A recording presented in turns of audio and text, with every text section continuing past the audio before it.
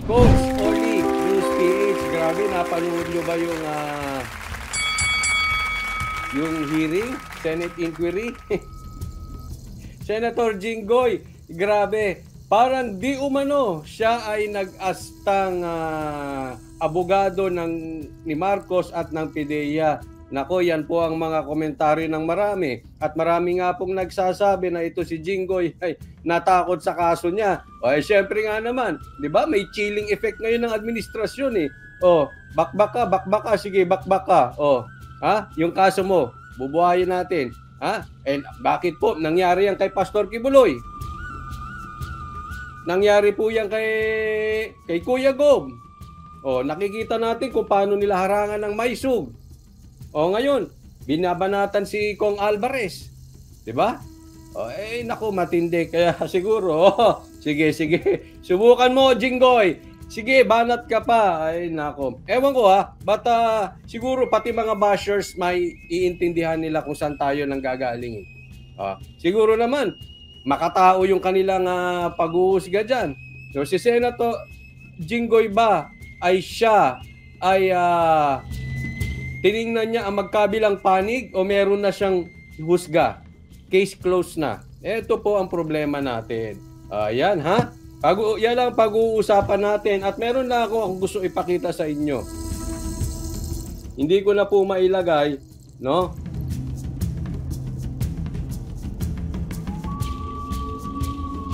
Saglit lang, Ayan. Okay, mamaya po kami po ang mag-aano ng maisug diyan sa Negros Oriental 6 PM. Mamaya po Banateros 6 PM sa SMNI. So, kami po ang magpi-pre-show nitong maisug. Nako, maganda yan. Ulitin natin. Ayan. Abangan Prayer for Peace Rally. Banateros po yan. Tingnan natin yung main page. Bago tayo magsimula. Yan, eto po. Okay? Yung page ng SMNI na Banateros. So, mamaya po samahan nyo kami. Kami po ang magpi-pre-show. Again, tonight, hindi po 8 PM ang Banateros Brothers, kung hindi 6 PM sa SMNI. Pre-show po tayo. Okay? Stay tuned po kayo sa SMNI at saka sa DZAR. Ila-live yung maisug. Yes po. Tuloy. Okay?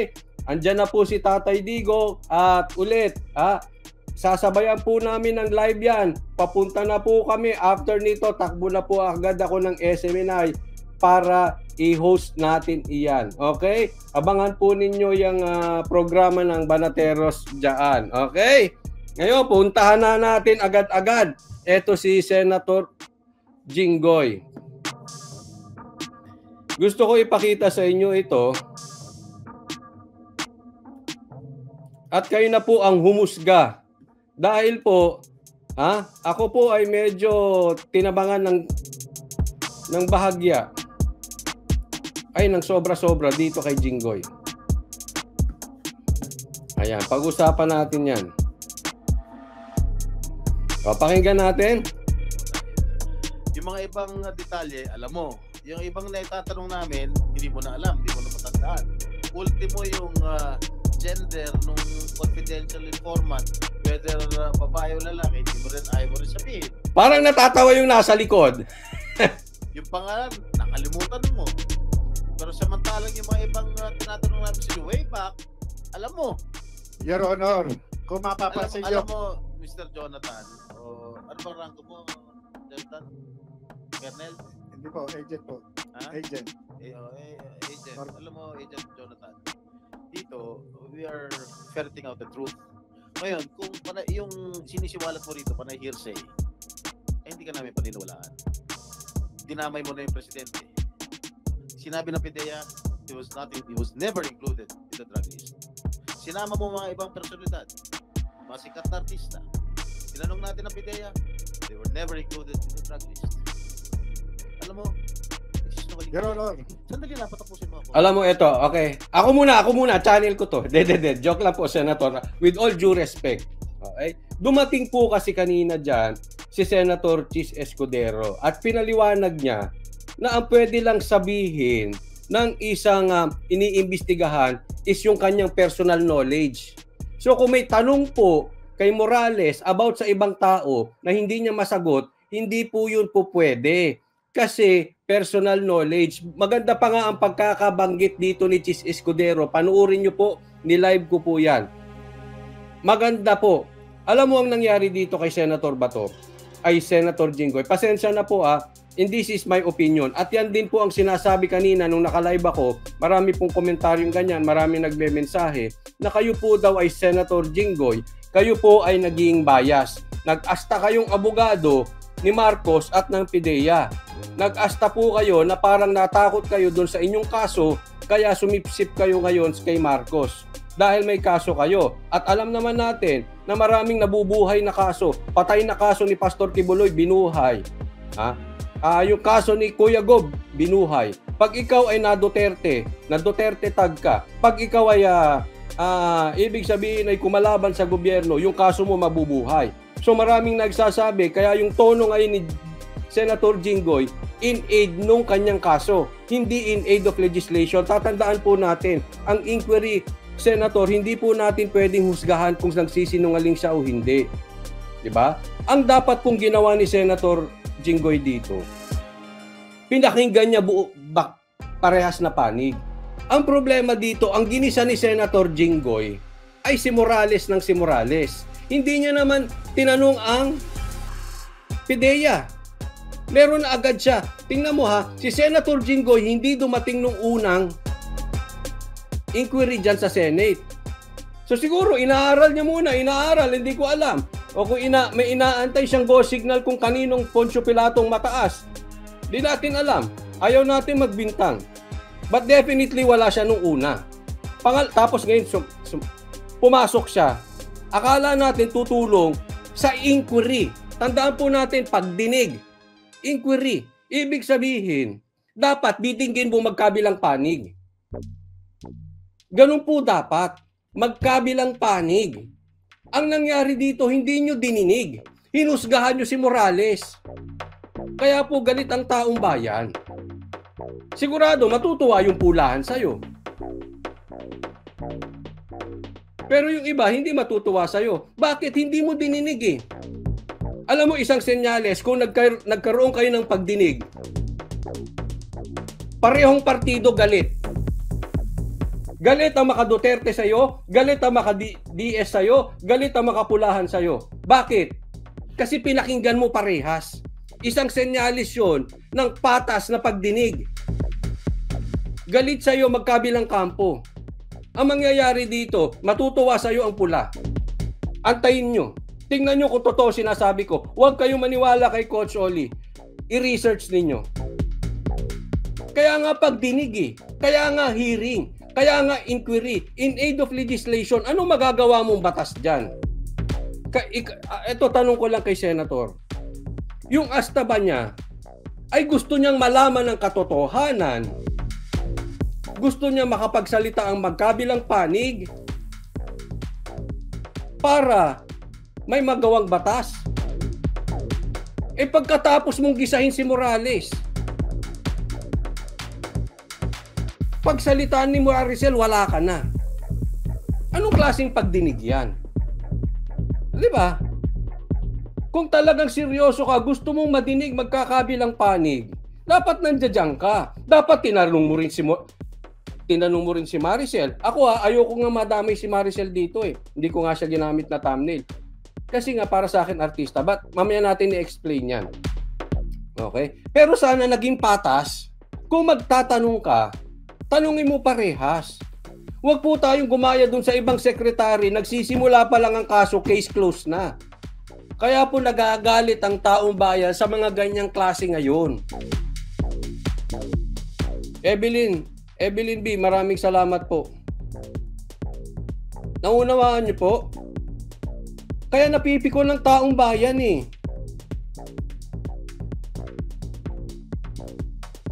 Bakit kanyo? Halatang halata. Ito, hindi ko sa pinagtatanggol si Senator Bato. At least si Senator Bato, pag ginisa niya si Morales, binanatan din niya yung PIDEA.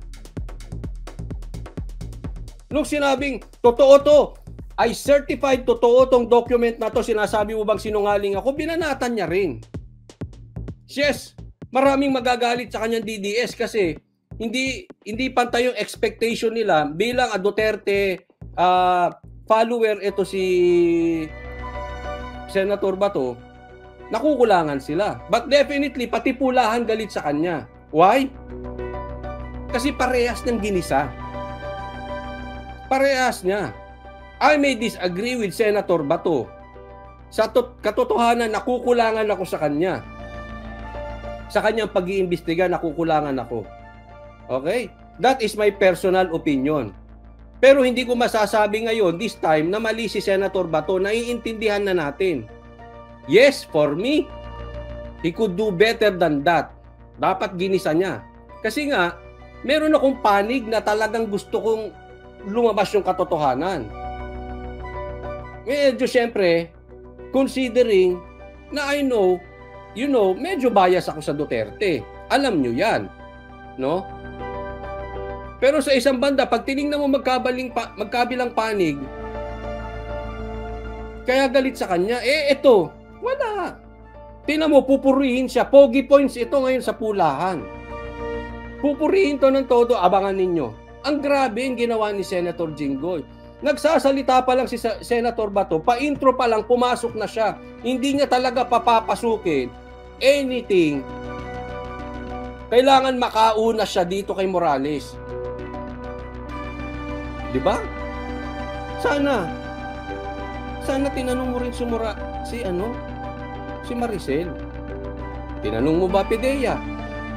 The way na tinanong mo si Morales. Tandaan po natin dito. Papaalala ko lang po dito, wala kayong karapatang manghusga kung sinungaling o hindi, may kasalanan o hindi. This is in aid of legislation. Merong dapat magawang batas. Anong magagawang batas dyan sa pagtatanong mo?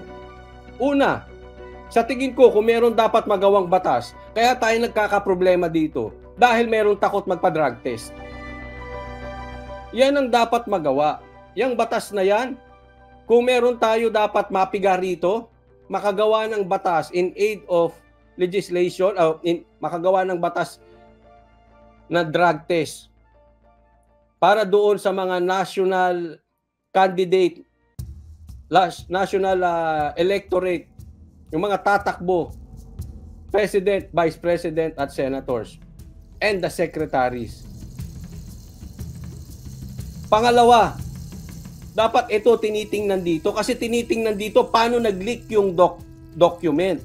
Yun ang naging issue. Pero dapat, alam mo, para sa akin, tingnan din ito. Saglit ha. May mga mods po ba? Dapat tingnan din ito sa isang panig na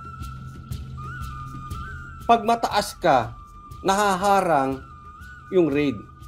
Pag mataas ka at ni-raid mo ang isang mataas, matatanggal ka.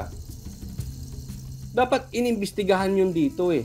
Kasi obviously, ang panig ni Morales, okay, hindi ko tinasabing tama si Morales, hindi ko rin sinasabing mali si Morales. Pero dapat pinakinggan natin. Kaya nga in aid of legislation, gagawa tayo ng batas. Ano bang pwede nating mapiga rito para makagawa tayo ng batas? Kung talagang nakikinig kayo, kung talagang nagtatanong kayo ng katotohanan, ang talagang batas dito dapat maiwasan na ang palakasan. Pag pwede mong i-raid yung mga maliliit, mga dyaryo bote, mga tindero, mga nagpi-fishball, dapat pwede mo ring raidin ng mayor, pwede mo ring raidin ng senador, pwede mo ring raidin ng presidente. Yan ang naging problema. Pag pinanood nyo, doon naging problema. Sinasabi nga, teka muna. Bakit pinahinto siya? Ipinaparaid, pinahinto siya. Tapos ang gustong raidin yung tig-pipiso. Yun yung binanggit niya eh. Ibig sabihin yung mga small time. tig-pipiso ang gustong raidin. Ano ibig sabihin? Dead end. Dead end po yun. Kasi pag ni-raid mo na yun, tapos ka na yun na yun. Hindi ka na daw pwedeng makialam. So sa madaling salita, na-raid mo yun. Eh yung mga malalaki, wala na. So ganun ang binigay na assignment dito kay Morales. Diyan ka na lang. Ha? Eto mga bilyonaryo, amin to.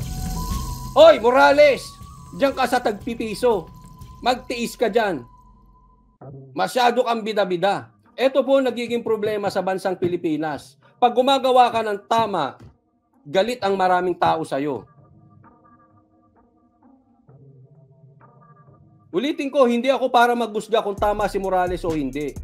Pero, dapat binigyan natin ng chance. Nadinig ba siya? Hindi. Ginisan nyo eh. Ginisan nyo lang. Ako, yung nangyari kay Maricel, in fairness to her, ayoko siyang pakialaman. Kasi alam nyo naman si Coach Oli, hindi pumapasok sa personal. Bagamat makakatulong sana siya sa kaso at pwede siyang maging hero, pero it's her choice kung ayaw niya maging hero. Artista siya eh. Bago pa naman siya nagsalita dito, ganyan ang stand ko kahit before pa. Bago pa nagsalita si Senator Robin, ganyan ang stand ko before. Diba yung sinabi ni Senator Robin? Ang problema kasi tao rin yung mga artista. Patay na, pinipicturean pa. Sana, kasi minsan ang mga vloggers, ang mga media men, hindi po ginagawang content ang wala namang connection sa politika. Kasi hindi naman yan magiging basis ng ating ng ating ekonomiya, no? Bagamat yes, makakatulong siya, wag natin pwersahin. Katulad nung nangyari kay Jano Gibbs. Dati hindi ko sinakyan yun, maraming sumakay doon. 'Di ba? Ayaw ko noon. Bakit? Pinicturean pa, patay na nga. Ginawa pang topic. Hindi po maganda pag pumapasok na tayo sa mga personal na issue. At tao-tao lang tayo, issue-issue lang tayo. Kaya hindi ko, yung kay Maricel, bagamat hindi, nabitin ako talaga kay Maricel dahil sa pagtanungan sa kanya, pero nauunawa ko, okay? Pinaliwanag ko lang to, hindi ko po inaano si Maricel, hindi ko siya ginagawang content. Wala akong, alam nyo naman, sa mga matagal na nanonood sa akin, alam nyo naman, hindi ugali ni Coach Oli yan. So, move on na tayo dyan kay Maricel, punta na tayo kay Senator Jinggoy. Now, kung tumakbo si Maricel Soriano ng politiko, that is a different story. Okay? So, iba na yon. Yan, kailangan na nating gisahin. Bakit? Involved na ang taong bayan dyan. But as for now, pass muna ako dyan kay Maricel. Hindi ko sinasabing tama ako. Posible ako mali. Pero naniniwala ako, tama yung opinion kong about it. So pagpasensyahan nyo na kung hindi ko sadaanan masyado yan. Punta tayo ngayon kay Jinggoy. Dito ngayon tayo sa senador. Senator Jinggoy, ang mandato mo ay ipagtanggol ang bayan. Hindi ipagtanggol si Marcos, hindi ipagtanggol ang PIDEA. Hayaan mo ang taong bayan maghusga kung sinungaling si Morales o hindi. Kung maaari pa, idemanda nyo si Morales at hayaan nyo ang korte mag-decide kung nagsasabi ng totoo si Morales o hindi. Babalikan natin. You can do better than that, Jinggoy. Pasensya na po, that is my opinion. At habang nanunood ako kanina, nakatutok po ako, nanunood ako. Sabi ko, your first sentence, iba na talaga pakiramdam ko. Babakbakan si Jinggoy. And until the very end, tama po yung hinala ko. Ganun na ganun po. Obviously, sinungaling ang mga sinungaling. Pero si Morales ay talagang nag-stick sa kanyang factual statement. Why? Etong jutang ginimis na si Jinggoy Estrada, ang kapal ng jutang... Ay nako, Dodong, ikaw convicted ka sa bribery. Okay, yung way of your questioning, unang-una, pinakita mo sa taong bayan na VO ka, VO. You know what?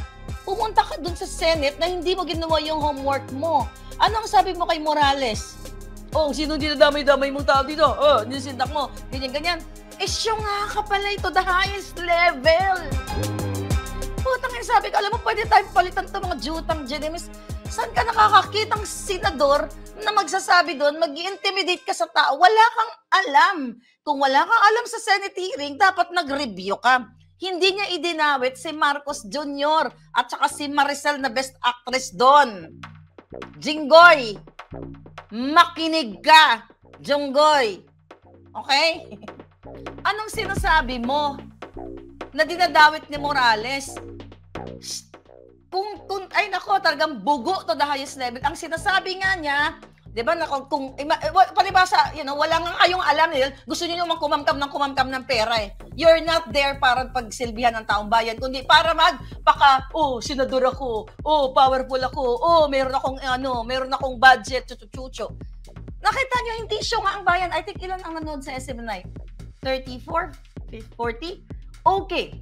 Ang sinasabi ni Jinggoy na kinisira niya yung hinalungkat niya yung mga dismissal ni Morales, Maybe later on is, tanungin natin si Morales pag na-interview natin siya. Okay, here's the thing, pating.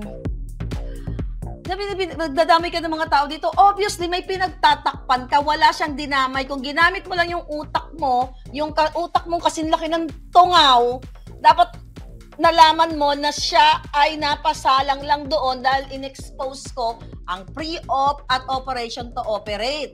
May cover yon. It just so happened na na-identify niya later on, di ba, na siya yung pumirma doon. So, hindi siya nagdamay na all of a sudden, dinamay niya si Marcos na bangag. Imagine mo, Jinggoy, 2012 yung pinag-uusapan natin papel, ikaw natutulog ka sa kangpungang dugyot? My God! Paano ka naging senador? Nagbumili ka rin ba ng boto sa Smartmatic? I'm just asking. Jutang Jenimis yun, lumalamon kayo sa pera ng bayan. Ang tatay mo, convicted. Ikaw convicted. The heck? Na mag-character assassinate ka? My gulay. Obviously, hindi ka man lang nagtanong tungkol sa pagkasangkot ni Marcos Jr. doon sa bangag-bangag niyang polboron. Kitang-kita sa taong bayan, hindi nyo pagsisinungaling ang taong bayan, mga bugo. Mga palangga? Anong klaseng utak meron ka, Jinggoy? Wala ka palang alam eh. Hindi mo ginawa ang homework mo bilang isang senador. Pumunta ka doon na para kang nagpabida-bida, yung pala ang alaman ng utak mo, lumot. My God! Magagalit kayo? Sa sentimiento namin, Marlica, nang bastos, pambabastos ba yun? Kayong nang bastos ng bawat karapatan ng tao. Ang issue doon, hindi ang ni Morales. Ang kanyang, yung mga dismiss, na na-dismiss naman yung mga kaso-kaso na yun. Kung yun pala ang pagbabasihan natin, dignidad. May dignidad ka, Jinggoy? Convicted ka eh. Kung hindi makapal ang mukha mo, hindi ka na nga tumakbo eh. Dahil nakasuhan ka ng plunder. Kaso makapal ang mukha mo, kasing kapal ng mundo. Yawa kayo. Ay, nako. Mga giatay, akala nyo siguro tanga-taong bayan. Pupunta ka, hindi ka gumawa ng homework mo, bidabidahan ka, sisirain mo yung testigo. Kung gusto nyo siraan, edi ikaw mismo sira ka na eh. Putang ina, ay pamilya mo, di ba? Lang nga eh. Pinardon nga lang yung tatay mo eh. O sige nga, kung pag-usapan natin yung credibilidad nitong ni Morales, sino may credibilidad? Siya yung mga kinaso sa kanya dismiss, ikaw convicted. Ano yon?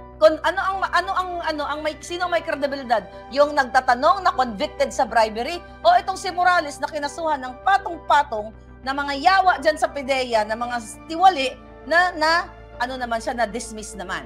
O sige nga. My God! Ngayon, mga chika-chika? So obviously, si Jinggoy Estrada ay, tinanong ko nga doon sa nabayaran ka na rin ba? Tingnan nyo. Nasungal na lang ka na ba ni Lisa? Yung mga ujutak nyo, mga jutak tungaw? Sandali lang. By the way, yung Facebook Marlica Network ko, nakikita ko siya. Sa akin, hindi siya unpublished, siya inyo lang. Okay? Gusto ko lang sabihin sa inyo. We'll deal about that later. Ijugjugin muna natin, boljakin muna natin mga yawa na ito.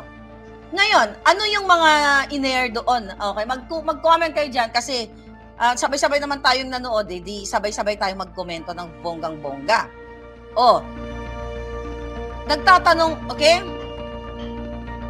Kaya nga ang tanong ko sa kanya, ano tawag dito? Nasungal na nga ba siya? Galit si Maharlika, Jutang Ginemes. Diba? Ang layo-layo ng issue ng pagtatanong ni Jinggoy. Alright? Bakit nung tinanong mo si Francia, yung Director Francia, bakit ikaw, Jinggoy Estrada, bakit hindi mo siya sinugsigaw-sigawan? Ano, Morales? Huwag kang ano-ano dito.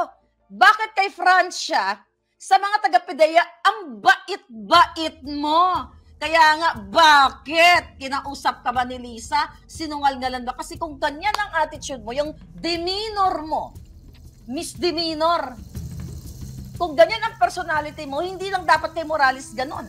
Dapat gigisahin mo rin si Francia at ang mga taga-PDEA. Pero obviously, sa mata ng taong bayan, ang utak mo, lumot! My God! Lumot, nilulumot. Akalain mo pupunta ka sa Senate hearing, wala kang alam. Ay buti-buti na lang itong si Grace po, nag-speech lang doon, character assassination din ang kanyang binabanat, kino-question din niya. Obviously, pare-pareho lang, tas lumayas na. Si Escudero, nagpakita lang din doon, siguro nagalit din, ay natatakot din siya, kasi nga, yun na, actually, wala. Escudero, pinangalanan natin. Nag-speech lang doon. Kino-question niya din at dapat daw yung pag-leak ng mga dokumento, wala rin kwenta. Si Robin Padilla, anong ginawa doon? Umupo lang. Bakit walang sagot? Walang tanong. Walang interpellation. Si Bato lang ang nandoon. Kaya pasalamat pa rin tayo kay Bato. Litong-lito na si Bato. Litong-lito na. Giatay. Pero in fairness, okay, tignan natin.